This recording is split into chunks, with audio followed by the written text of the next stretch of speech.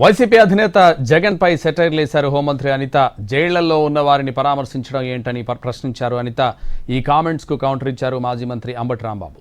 జగన్ పరామర్శించిన వారిపై నేరారోపణలే ఉన్నాయి తప్ప నేరస్తులు కాదన్నారు.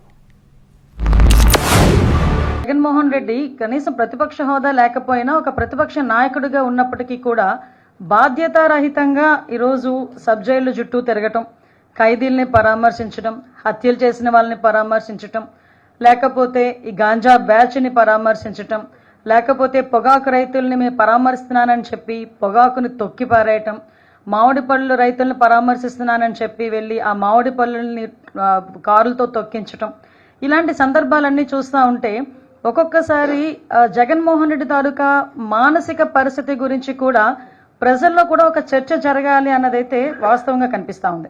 క్రిమినల్ గా ఉన్నటువంటి కాకాని గోవర్ధన్ రెడ్డి గారిని పరామర్శించడానికి వెళ్తాడా?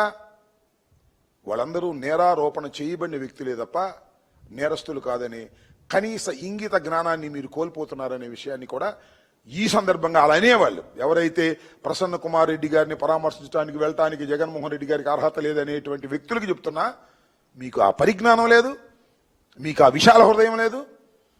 జైల్లో ఉన్నవాడల్లా నేరస్తులు అనుకుంటున్నారు, కేసు పెట్టిన వాడల్లా నేరస్తులు అనుకుంటున్నారు.